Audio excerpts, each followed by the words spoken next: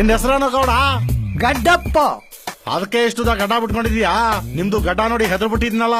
Showroom ಅಲ್ಲಿ ನೋಡೆ ಈ ಪಾಟಿ ಹೆದರ್ಕೊಳ್ಳೋನು, ಗೋಡನಲ್ಲಿ ನೋಡಿದ್ರೆ ಯಾವ ಪಾಟಿ ಹೆದರ್ಕತ್ತೀಯೋ?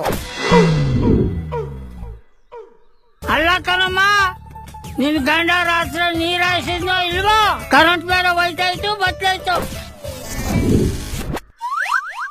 ನಂಗೆ ನಿನ್ ಬಿಟ್ರೆ ಬೇರೆ ಯಾರು ಇಷ್ಟ ಆಗೋದಿಲ್ಲ. ನಿಂಗೆ? ನಂಗೆ ಎದುರುಗಡೆ ಇರೋ ಕಲ್ಪನೂ ಇಷ್ಟ ಆಯ್ತಾಳೆ, ಕುರಿ ಕಾಯೋ ಕಾವೇರಿನೂ ಇಷ್ಟ ಆಯ್ತಾಳೆ.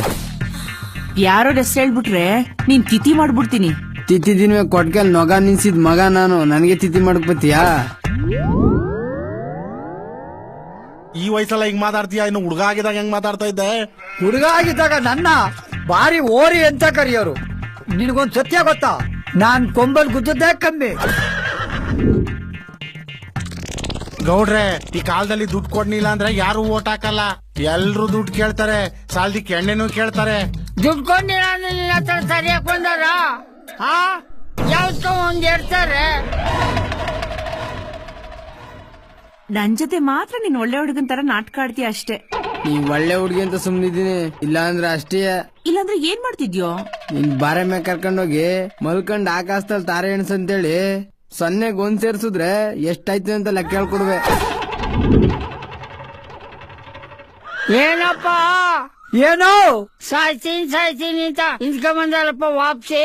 ಇದ ನಿಂಬರ ಜನ ಸರಿ ಮಾಕಿ ನಿಮ್ಮ ಅಮ್ಮನ ಕಚ್ಚನಕ್ಕವ್ರ ಹೋಗ್ಲು.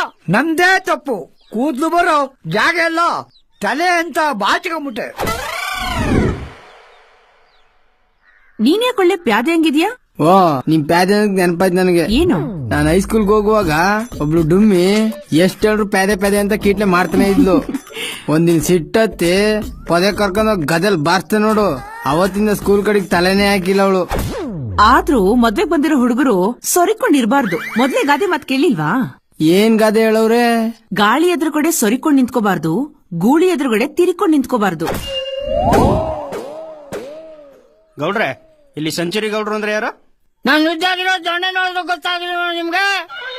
ಸೆಂಚುರಿಗಳು 100ಕ್ಕೆ 100 ನಾನೇ ಅಂತ.